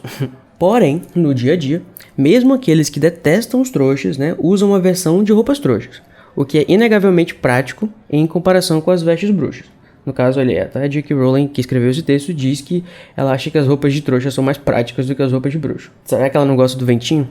Enfim, mas continua o texto que os antitrouxas muitas vezes vão tentar demonstrar. Mas o texto segue dizendo que os antitrouxas muitas vezes vão tentar demonstrar a sua superioridade, né, a sua pomposidade, adotando um estilo deliberadamente extravagante, desatualizado ou estiloso em público, né, para dar aquela chamada de atenção. Então, pessoal, esse foi Junior Code com sua dica de moda bruxa. Não esquece de marcar a gente quando for postar aquele look bruxo que você vai, né, para se misturar com os trouxas. E conta um pouquinho pra gente se você é do time sigilo ou se você é do time não abro mão de um ventinho fresco. Obrigado, Code Arlindo Cruz. Lacrou demais, gente. Achei muito interessante o negócio, principalmente. Eu nem sabia, sei lá, devia estar no meu cérebro escondido em algum lugar. Esse negócio de que a moda ficou travada quando eles começaram a se esconder, né? E era o que a gente tava falando mesmo. E é legal ver isso, que querer usar coisas do passado é uma manifestação anti-trouxa. E aí fica a questão, Arquibaldo, revolucionário injustiçado ou um velho do Zap?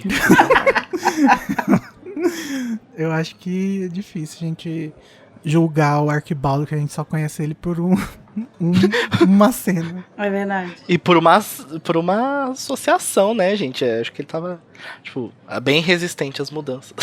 A gente faz coisas, né? E a gente, às vezes, revoluciona, às vezes a gente é o velho Gente, os do Zap. bolsominion, eles não queriam tomar remédio que não tinha comprovação científica, mas daí quando teve a vacina sem comprovação, eles não queriam? É isso aí, vocês estão querendo que os personagens da J.K. Rowling tenham uma consistência que o ser humano não tem. Mas, ó, outra coisa que o Cody falou no áudio era sobre as crianças, né? E isso é outra coisa também que a gente falou em outros episódios passados.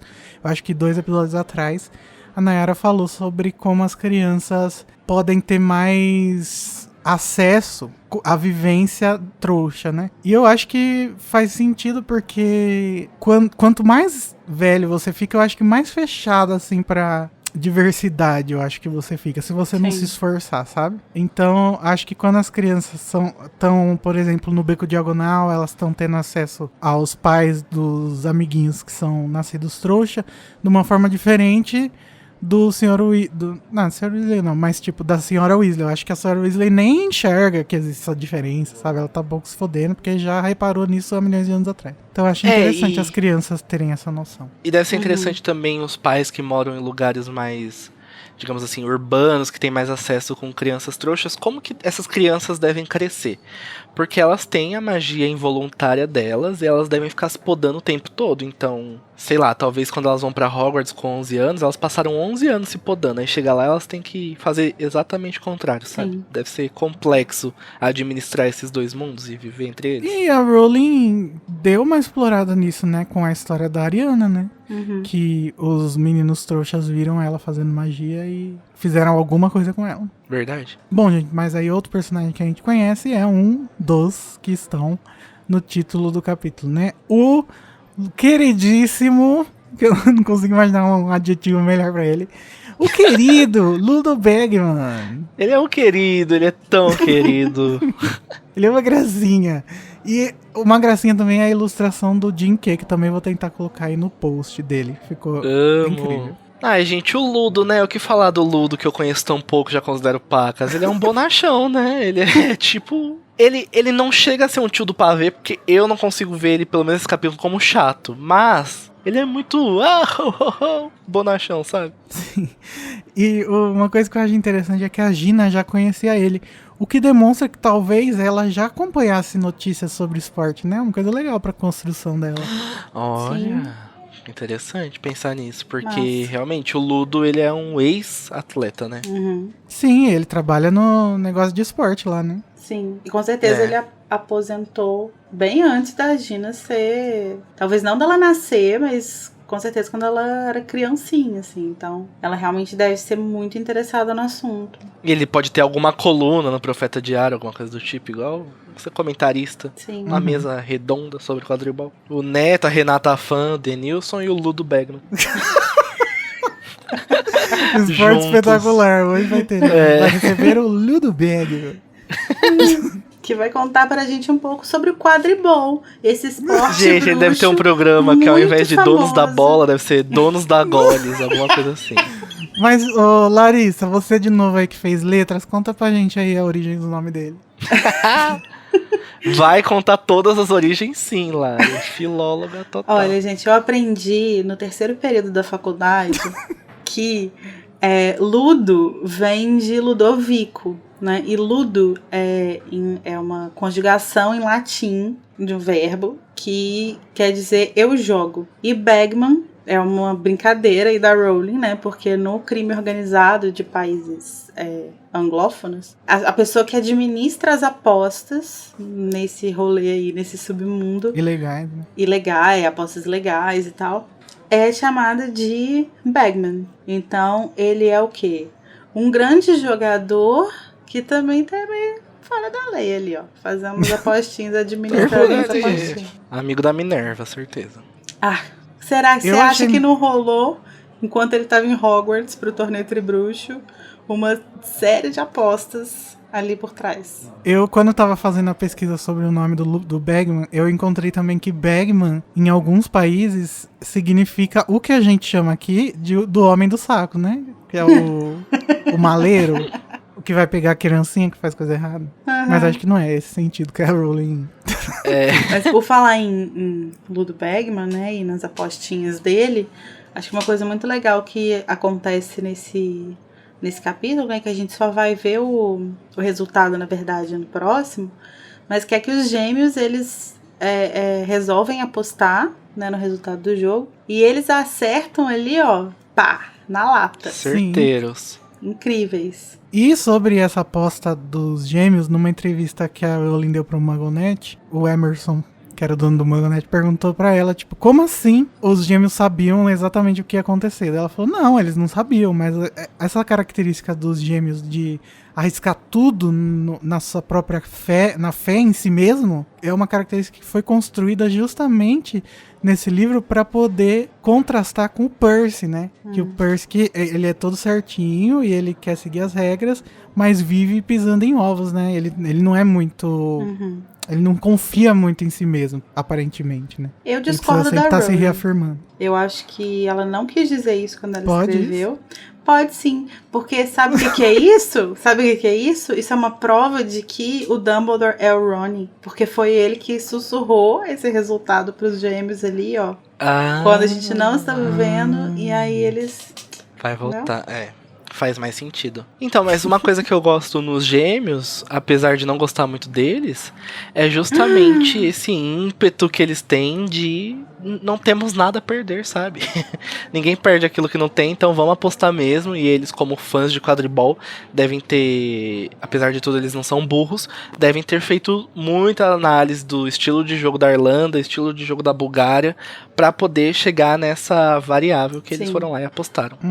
Muito foi falado nos últimos episódios sobre o tradicionalismo da Molly e sobre a função desse empreendedorismo dos Weasley, né? E isso é uma coisa que tá me fazendo gostar mais dos gêmeos Weasley. Eu tava com ódio deles no começo desse livro. Eu fiquei com ódio deles, já comecei a ficar no segundo livro porque eles ficavam fazendo chacota da Gina. Mas agora eles estão me ganhando porque eu tô achando muito interessante essa crítica que a Rowling faz à tradição, né?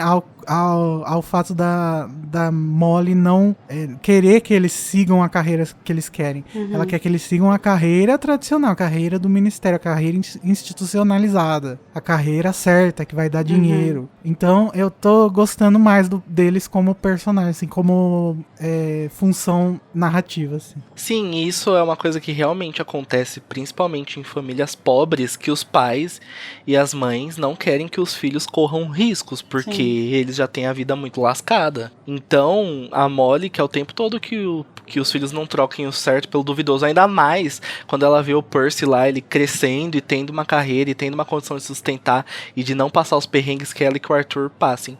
Já os gêmeos, acho que por eles terem contato com outras pessoas em Hogwarts, por eles conversarem com outras pessoas, eles conseguem ver que algumas brechas. E é muito corajoso da parte deles arriscarem essas coisas. Não é fácil para uma pessoa pobre dar tudo numa aposta sem ter a certeza do que vão receber de volta. Sim, e eu acho que isso é um pouco, talvez, também resultado deles já serem ali já estarem ali, tipo, no quarto lugar do filho, né? Então, já tem 3 filhos da família que foram bem-sucedidos e que seguiram uma carreira, assim, bom, o Carlinhos, ele ainda pegou uma carreira um pouco mais inusitada, né? Mas é uma carreira estável, ele tem um emprego bom e tal. Então, você já tem 3 filhos que estão encaminhados ali. Então, eu acho muito, muito natural que os gêmeos se sintam nessa posição de serem aqueles que vão quebrar esse padrão agora. Não de, tipo assim, a gente vai aqui se fuder. Mas de, pô, tá todo mundo tão certinho. Será que a gente não consegue também ficar bem, mas fazendo uma outra coisa, assim? E isso é uma coisa que tem muito a ver com filhos caçulas, né? Quando a gente tá falando de famílias um pouco menores, assim, e tal. Isso é uma coisa que normalmente cai muito na cabeça do filho mais novo. Só que acho que eles, não sei, assim, eles meio que absorvem isso pra eles, assim. E resolvem que, como já tem 3 na frente, né? Agora eles vão meio que inovar, assim. Isso é muito interessante. Eles vão largar os estudos em breve. Inveja. Eu gosto da J.K. Rowling falando: larguem a escola, crianças, e vão abrir suas lojas de louros. Sejam empreendedores. A J.K. Rowling é igual aquele vídeo da Dilma. Destruam o patrimônio público. Queimem os bancos. Muito bom. Eu amo aquele vídeo. Saudade de um. A gente falou do Percy, né? E o Percy aqui nesse capítulo, puta que pariu, hein? Hora que os gêmeos oferecem a varinha fake lá pro Ludo como parte da aposta, né?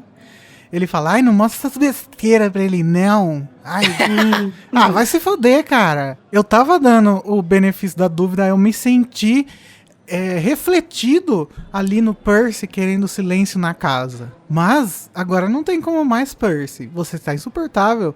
No meio dos outros, você quer essa dinâmica de família aí, você tá sempre querendo subir pra cima dos outros. E vai cair de cara no chão, como caiu nesse capítulo lá no final da série. Então, parabéns. Como sempre, caindo de cara no chão. Parabéns. E é legal quando essa expectativa é quebrada, porque ele acha que o Ludo vai reagir de um jeito e pá! Balde de água fria, nem Ele todo mundo é um adora coxinha maldito igual você, Percy. O Percy votaria no Partido Novo? Ai, certeza. Com certeza. Ai. E aí a gente conhece o chefe do Percy, né? Finalmente, foi tão comentado no outro capítulo, que o noivo do Percy, né? Como os gêmeos diriam. O Bartô Que se tirar um raio-x do Bartô, o Percy vai sair pendurado ali no saco dele. Meu Deus. De tanto que ele puxa o saco do Bartô. Mas e aí, Lari, nosso correspondente diretamente lá do Torre de Marfim, conta pra gente. Olha, gente, então vamos lá. Bartô Crouch, o nome dele é Bartimius, né, que é o nome original inteiro, né. Ele é um cego que volta a enxergar, né, no Evangelho segundo Marcos, por uma intervenção ali de Jesus. Jesus chega lá e fala, vamos lá. E em português esse nome foi traduzido como Bartimeu, mas a gente não tem nenhuma confirmação da Rowling de que essa é a origem do nome. Mas se a gente for pensar, faz um pouco de sentido com a trajetória do Crouch, né, que a gente vai conhecer ao longo do livro. Se a gente tratar a cegueira no sentido figurado, né, de tampar os olhos, né, de não querer ver a verdade. Sim. Porque ele se fez de cego pra poder viver com o filho, por mais que fosse uma vida em que ele perdesse tudo, né, do trabalho dele. Mas a gente vai falar mais quando a gente descobrir essas informações. Sim, mas ainda falando do Bartozinho, né, a gente tem essa cena que, gente, eu fico com pena, vocês me perdoem, tá? Que eu sinto empatia pelo Percy, mas eu fico com muita pena porque o Bartô chama ele de Weatherby. eu rio, mas com a dor no coração, porque, cara, coitado, sabe? Tipo, independente do Percy ser chato, ele trabalha pra caralho pra fazer as coisas do Crouch funcionarem. Ele super é capacho dele, e o cara não se dá nem ao trabalho de saber o nome dele, sabe? Eu acho muito triste isso. Então é isso, fica aqui a minha nota de apoio a Percy Weasley. E o Percy também super introvertido, covardão, porque se ele tivesse corrigido o nome da primeira vez, que ele chamou de Waterby, podia ter mudado, né? Mas ele não tem nem essa coragem de falar, não, meu nome é Percy. É o Weasley, Acho... né? Ele tá querendo... eu sou o Weasley, cacete. Então mostra também o grau de submissão do Percy, de tipo, não, tá falando meu nome errado, mas tá tudo bem.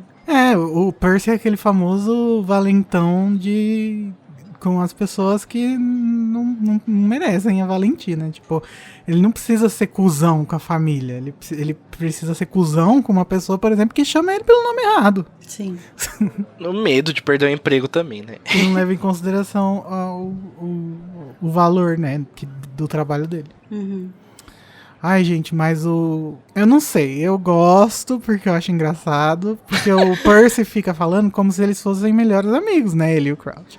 E o Crouch nem sabe o sobrenome dele, então... E o melhor de tudo é que nasce a sementinha da piada pros gêmeos, né, dá-lhe um prato cheio pra eles acabarem com a vida do Percy. Sim, nada melhor, né, gente, do que dar armas para um bully. Acho incrível.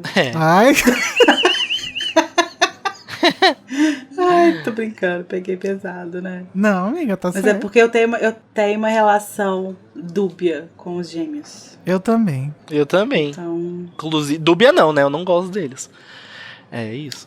Eu gosto muito de várias coisas, assim. Eu rio muito, eu me divirto muito com eles.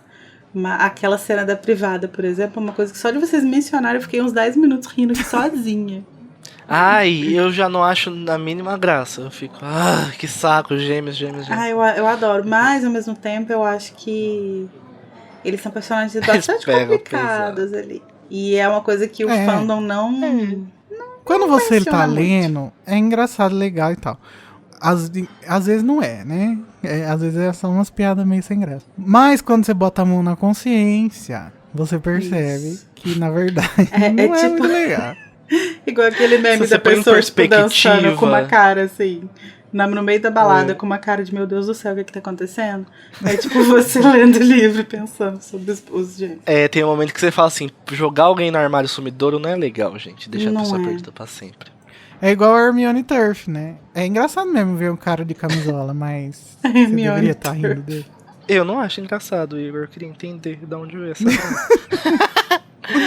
Tá bom? Mas, e legal de que a gente vê o Bartô, a gente já vê a aparência dele também, né? Que ele é um homem todo alinhado, ele é todo formal. Então ele tem aquele cabelinho super cortadinho, ele tem o bigodinho super na régua, o cabelinho super na régua, o bigodinho fininho dele. Inclusive, aquela música foi feita pro Bartô. E a Com gente já vê certeza. que ele é uma pessoa super rígida, rigorosa, e isso já vai construir todo um contexto que vai ser importante Sim. lá pro final do livro, quando a gente entende a história do Bartô, que eu acho triste, eu fico...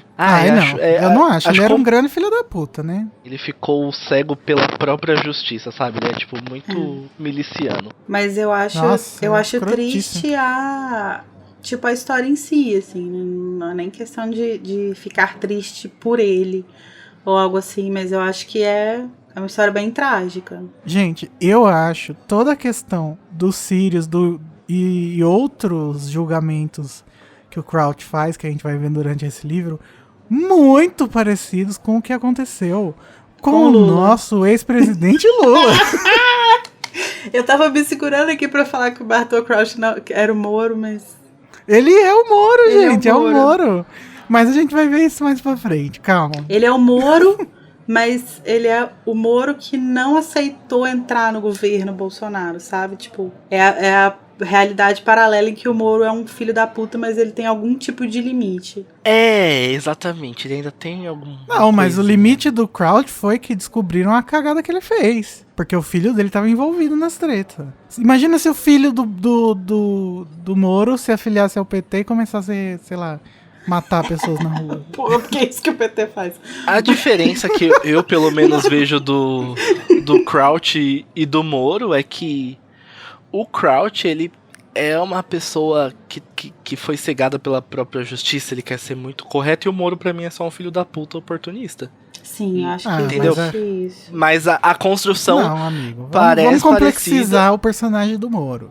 Não, gente, Não, ele porque pra eu mim... acho que a questão do Moro é que ele tinha uma ambição, né? Sim. E isso Eu não acabou... acho que o Crouch queria ser ministro, por exemplo. Ah, eu acho. Ah, acho que queria. Mas a gente vai ver isso depois, gente. Calma. Enfim. Esse capítulo é grande demais pra gente ter essa discussão. Não precisamos nem tá aqui. E sobre o Moro, né, gente? Gastando tempo com esse homem. A gente perdeu 20 ouvintes nesse episódio. Ai, E tirando vai com toda a Deus. parte que o Crouch é um julgador, o FDP lá, que vai julgar todo mundo, ele ainda discute sobre geopolítica com o Sr. Weasley, quando eles começam a conversar sobre tapetes voadores, um carro familiar ou apenas uma coisa perigosa? Essa é a questão. Porque aparentemente os tapetes voadores são proibidos no Reino Unido. E o Ali Bashir, que aparentemente é uma espécie de vendedor, fabricante de tapete, ele quer fazer esse lobby, quer fazer o tapete voador acontecer, e tem toda essa discussão.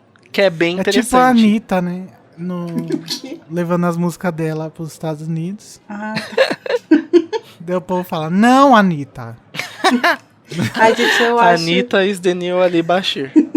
Eu acho incrível essa discussão e eu acho mais legal o momento em que o Crouch contribui falando que ele lembra que o avô dele tinha um tapete que cabia a família inteira, não sei o quê. E aí ele ainda puxa falando, tipo assim, não, mas quando era legal, obviamente. Tipo, lógico que minha família não quebra regras, né? Minha família não quebra nenhuma sei. regra. Inclusive não tem nenhum filho meu aqui na Copa Mundial. Filho? Que filho? Os nossos queridinhos, nome de capítulo, Crouch e Ludo, conversam sobre aquilo que a gente só sabe, que é um evento secretíssimo que o Percy sabe da existência. Mas a gente descobre nesse capítulo que esse evento vai acontecer em Hogwarts. O que Oh, meu Oh Deus! my god, girl. Ou seja, a gente no 7º capítulo estamos entendendo agora pra onde esse livro tá indo. Começa a vir alguma coisinha aí. Aí, inclusive, nesse capítulo, a gente vai começar o quê? A começar a aprender sobre o Ministério da Magia. Nos preparando pro próximo livro, né? Sim, a gente começa a ter um preparativo. Aqui já é citado que é aquela profissão lá, que são os inomináveis, que eles trabalham ali no Departamento. departamento de mistérios, já começa a citar um biscoito, citar uma coisa. E ali também tem Obliviador, tem tudo. Tudo que você pode imaginar. A gente começa a ver a estrutura do Ministério da Magia e toda a sua burocracia, Sim. como ela funciona na prática, porque no Ministério mesmo a gente só vai ver no próximo livro. Eu gostaria de fazer uma crítica aqui, mais uma, aos filmes, porque eu acho que nos filmes eles dão uma dimensão para as instituições bruxas que levam em consideração a dimensão das instituições trouxas.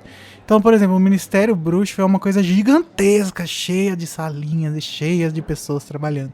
Hogwarts é uma escola gigantesca, cheia de andares e torres e o caralho é quatro. Sendo que, na realidade, eu imagino que essas coisas sejam muito pequenas, porque todo mundo que passa ali, o Sr. Weasley conhece. Se fosse do tamanho que é nos filmes, não é possível que as pessoas... todo mundo se conhecesse, né? Eu acho que é mais pra uma prefeitura do que pra um governo. Sim, o Congresso lá, a Praça dos Três Poderes. E pra finalizar esse capítulo curtíssimo, né, que a gente gravou em 20 minutos, a gente tem o que? O nosso momento onde está Berta Jorkins, né? Eba! É isso aí. A gente não vai passar esse livro sem um momento onde está alguém. Não vai. Onde está aberta? Onde está aberta? Eu acho legal que a cada livro vai aumentando o número de pessoas, né? Que a gente precisa saber onde tá. No final das contas, onde está o Harry. Mas o que rola é que o Sr. Weasley, né? Ele pergunta pro Ludo sobre a Berta, se ele já descobriu alguma coisa e tal. E o Ludo muito de boa, tranquilo, tudo numa boa, como diz o Danilo. Diz que não tem notícia não, mas assim... a Berta Pagamos é assim para a mesmo, né? Ela esquece. É o jeitinho dela. E eu acho muito interessante também que ele deixa muito claro como que funciona o nível de prioridade do Ministério, né? Que é, a gente não pode procurar uma pessoa desaparecida porque a gente tem um evento de futebol para organizar. E isso aí também ajuda naquela coisa que eu tava falando, né? Se fosse um ministério do tamanho que é nos filmes, com certeza ia ter uma galerinha ali disponível pra ir procurar a Berta, né? Sim. Ou não também, né? Eles só estão cagando, achando, ela vai voltar. Ou talvez porque- Quanto será dessa conversinha não é feita pelo Bartô, né? Tipo, ela é meio doida mesmo, gente, pode relaxa. ser. É o jeitinho dela. Ou será que isso... Porque existem muito mais coisas por trás das ações do Ministério do que por pura displicência. Às vezes não é interessante, até pro Bartô e pro departamento dele, falar que tá procurando uma pessoa desaparecida ou até mesmo mostrar que uma pessoa desapareceu durante a Copa Mundial, entendeu? Existe muito um jogo de interesses e o governo abafando as coisas. Ainda mais num evento mundial, porque a Berta desapareceu, se começa um alarde na comunidade bruxa, os riscos de darem prejuízo pro Ministério Britânico é bem grande também. Sim, mas da mesma forma que o Igor falou que se o Ministério tivesse a dimensão dos filmes, provavelmente teria alguém disponível para procurar, eu acho que o fato dele ser desse tamanho torna mais inverossímil que as pessoas não procurem, porque, tipo assim, se você trabalha num lugar onde todo mundo se conhece, todo mundo se relaciona, é muito mais impactante uma pessoa desaparecer do que num lugar onde você nem sabe muito bem quem é todo mundo, assim, né? Você ia sentir falta da Berta. Tipo, mas ela trabalhava aqui do meu lado, na mesa aqui, trazia uns biscoitos de vez em quando. Gente, mas eu fiquei passado com isso de... não, né... Tudo bem. Mês que vem ela volta achando que é julho e foda-se. Ai, que horror. Ai, gente. E a família dela? Ela não tem família, né? Acho Não, que fala. só o filho dela que tá... Né? que virou o ponto. O filhinho dela, o Valdemar.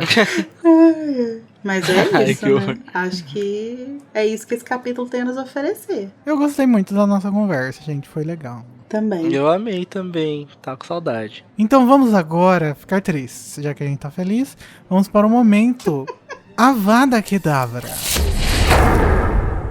Que é o momento que a gente fala sobre as coisas ruins, alguma coisa chata do capítulo, alguma coisa que deixou a gente chateado, Tristonho. triste, choramingando. Começando pelo Danilo Borges. Então, gente, depois de muito pensar, depois de muito ler esse capítulo, eu cheguei à conclusão que eu não tenho uma vada pra ele, porque ele é perfeito. Apesar de ser um capítulo que eu considero regular, sem nenhum ápice, ele também não me leva pra baixo em nenhum momento. Até aquela parte que tem uma irritaçãozinha ali com o Percy, eu acho que ia jogar no máximo... uma zaraçãozinha de leve, não ia jogar uma vada dele lá na hora das varinhas falsas. Então, nesse momento não tem uma vada pra esse capítulo, mas vou guardar esse crédito pra jogar uma vada duplo no próximo que eu participar. Não é assim que funciona. Tomara que tenha o Draco nele. De preferência. E você, Lari? Então, eu concordo com o Danilo que é um capítulo que não tem, tipo, muitos altos e baixos, assim, e tal. Mas eu vou marcar como avada, não um acontecimento, mas essa relação meio cagada entre os bruxos e trouxas, assim, que eu acho que precisava ser melhor resolvida. E eu espero que as próximas gerações de bruxos tenham resolvido. Porque quando eu receber minha carta de Hogwarts com 57 anos, eu quero chegar num mundo um pouco melhor lá, sabe? Então eu espero que até lá eles resolvam. O meu é meio parecido. Eu vou dar uma Avada Kedavra na logística do mundo bruxo, gente. Que parece o governo Bolsonaro. O que será que tá acontecendo? Eles com certeza mandam coisa pro lugar errado. É o Pazuello organizando as coisas. Gente, pra quê? Eu acho que foi o Pazuello que fez essa Copa Mundial. Porque como assim, gente? O Sr. Roberts, pelo que eu entendi, ele mora ali, né? Mas, gente, tinha alguma coisa pra fazer. Não é possível que vocês acharam que era... É viável fazer ele ser o porteiro lá dos bruxos. Não é possível. Enfim, acho bem bolsonarista mesmo isso aí. Só um pontinho que eu queria trazer é que, realmente, será que os outros países organizariam a Copa de uma maneira diferente? Por exemplo, o Macusa seria mais organizadinho com a Copa Mundial? Macusa não, porque é americano, né? Eu acho que eu concordo com o nosso amigo Luiz, que eu acho que foi ele que falou que talvez nos Estados Unidos eles não iam nem aceitar ter. Foi a Luísa que falou. A Luísa? Então, porque lá as leis são muito rígidas, né? Desse Sim. negócio do Estatuto de Sigilo, de acordo com o Mas em 1927, né? A gente não sabe se até 1990, por aí, já não evoluiu. Mas eu acho que isso é uma coisa que deve variar muito, não só de país para país por causa das leis, mas até por causa de espaço, assim. Então, se a gente vai para um país onde tem um país que tem um território maior, e que talvez os bruxos tenham acesso a um território maior também, poderia rolar, talvez aqui no Brasil, uma Copa que fosse feita numa área completamente bruxa, assim. Então acho que isso vai variar até com relação à geografia, assim, não só uma questão política. Mas ali eu acho que faz diferença. Perto de sim. Goiás, né? Umas coisas assim. Bom. Tem uns desertão. Aí vai pegar fogo, né? Bate-boca, Globo da Morte. Taca de pau, quebrando os dentes tudo. Rebentando arame. Hipogrifo se debatendo. Pelos roubando ouro. Prisioneiro escapando. Coruja batendo a cabeça na parede. Cálice pegando fogo. Fênix Sereano dando com a ordem, barbatana cortada. Pedra filosofando. Príncipe fazendo enigma.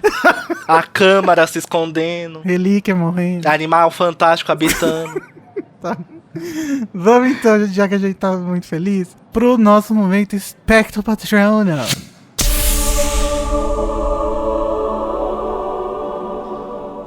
O meu é o Simas e o Dino acampando juntos e passando a noite dormindo abraçadinhos, tal qual Tay-Cook. E você, Lari? Bom, gente, meu patrono vai pro Arquibaldo de camisola. Porque eu adoro essa cena e eu lembro de rir muito, muito, muito quando eu era adolescente, tava lendo o livro, eu adorava essa parte. E você, Danilo? O meu é pra autora de Harry Potter, a J.K. Rowling, no geral, nesse capítulo, porque ela arrasou, mandou muito bem, construiu o universo, construiu a história de personagem, ampliou o mundo bruxo. Esse capítulo aí, gente, sem nenhum Gaio de erro, pau por isso que eu quebrando. nem consegui dar a vada que dava. Biela batendo também. Cavalo pulando. Tudo.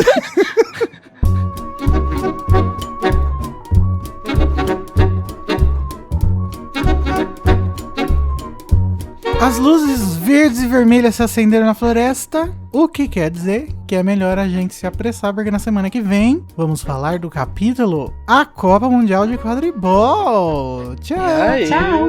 tchau, tchau.